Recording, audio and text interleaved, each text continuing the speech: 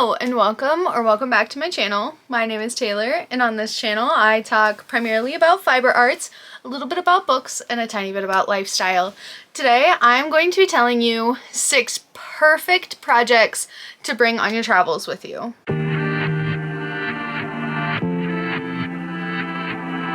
So when I say the best travel projects, here are a few of the criteria that I look for. I want them to be mindless, to have little to no pattern, because I get pretty car sick or plane sick, however, whatever mode of travel that I'm using, I can get pretty motion sick easily. And so if I have to like look at my phone or try and like read a pattern and pay very close attention to it, my brain starts to hurt and then I get a little headache, and I don't like that. I don't want anything to be too big, so I don't want it to like be a blanket that as it gets bigger, it'll like touch the car floor or the plane floor.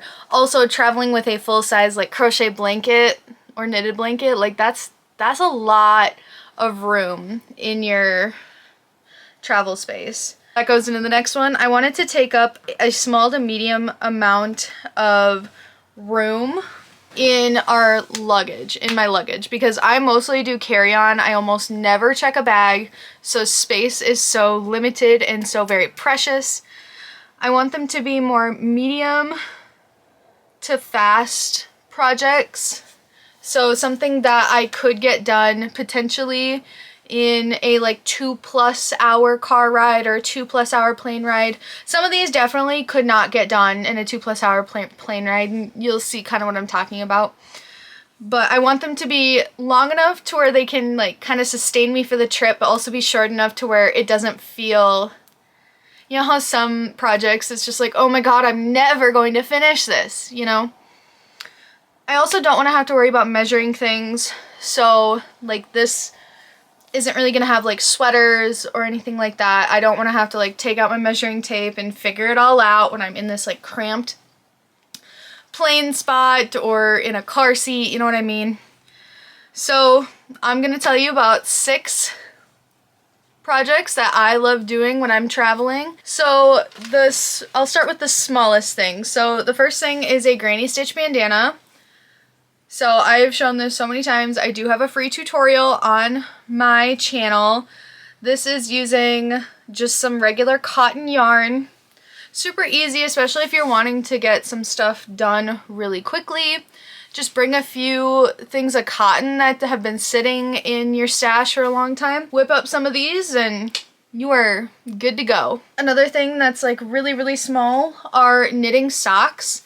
I guess I shouldn't, so these are just like travel projects. I both knit and crochet, but I consider myself to be a very beginner knitter. Knitting socks is actually way easier than I thought it would be. I found a vanilla sock pattern off of Ravelry that I really like, and this sock yarn is actually Premier Fruits yarn in the colorway Grapefruit. Look how fun that is.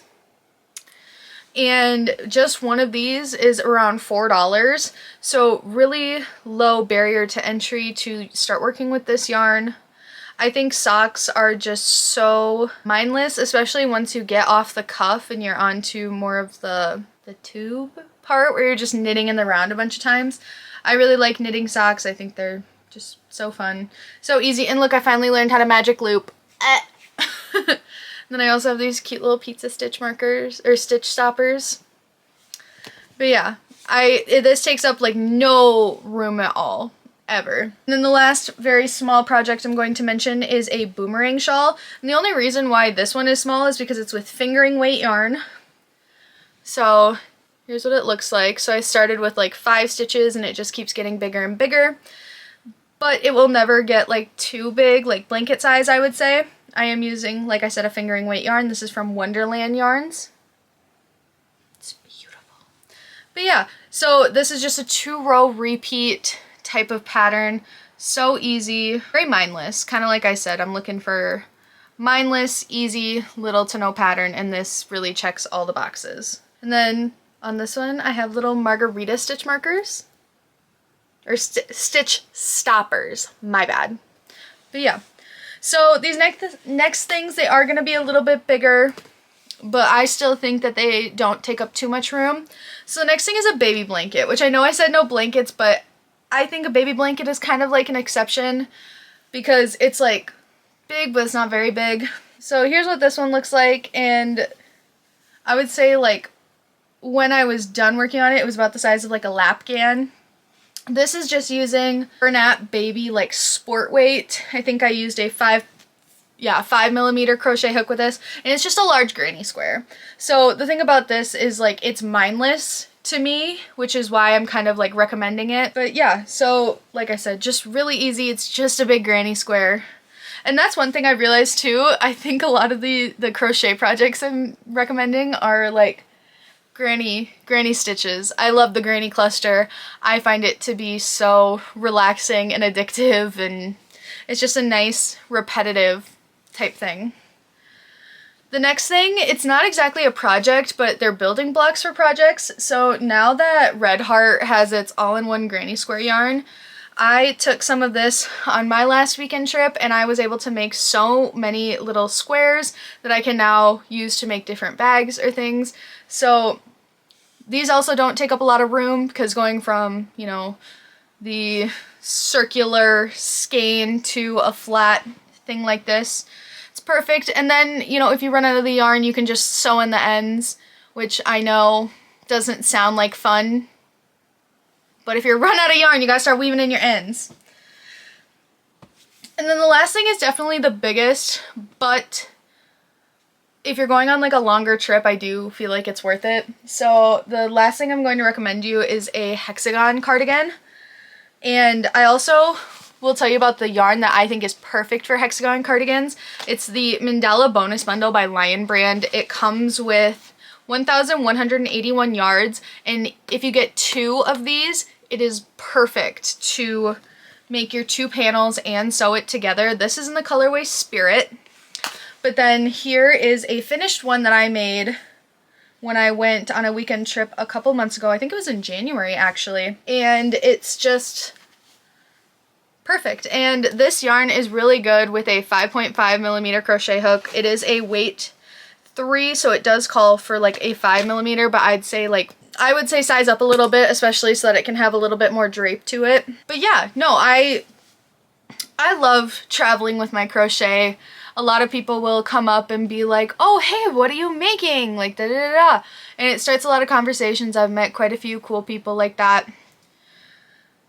So yeah, I know also a lot of people have questions on, you know, can I bring knitting needles and my crochet hooks through TSA? Yes, you can. I have never had a problem bringing anything through TSA. I only ever knit with metal knitting needles, and no one's ever pulled me aside, questioned me. I do recommend getting stitch stoppers though, because especially like with these ones, these are lace ones, they are very pointy.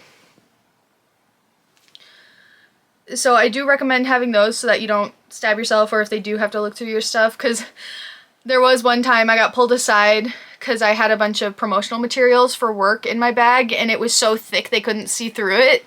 And so they were like, is anything gonna jump out at me? And I was like, there's a lot of knitting needles, but I don't think they're going to like jump out at you. And also with crochet hooks, I've never had any problems. No, nothing. I know that, you know, that is something that stresses people out, because I wouldn't want to lose my materials either. Like, I get it.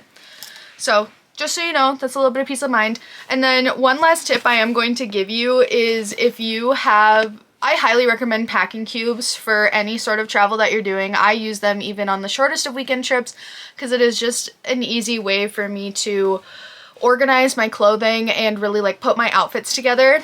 But my set of 8 from Amazon did come with some of these smaller cubes that like doesn't really fit anything for me and my needs, but they work perfectly for yarn. So let me show you what I have in here right now. I have 2 full skeins of Big Twist tweeds, so that's around 300 yards, and then I've got 3 hand-dyed cakes in here. And like, this isn't exactly how I would, you know, pack it all up, but this is just a representation of how much you can fit in these bags. And then as you're finishing your projects, you can kind of just like throw it back in there. And since normally they go from, you know, these balls to being more flat objects. They fit a little bit nicer. But doing this in my travel backpack honestly saves me so much room. It makes it so much easier for me to find stuff so that I don't just have like yarn everywhere, and then my yarn doesn't get caught in any zippers when I am opening and closing either my suitcase or my backpack. So yeah, that is all I have for you guys today. I really hope that you got something helpful out of this video. I know that like being a fiber artist and traveling can kind of be stressful. I'm sure we've all seen that reel of somebody whose yarn like was like all the way down into first class. That I would be mortified if that happened to me.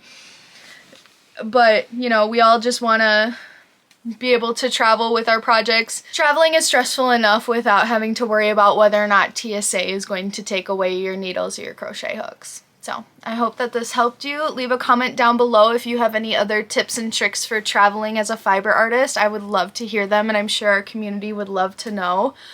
Don't forget to like the video and subscribe for more content like this, and I will see you guys next time. Bye!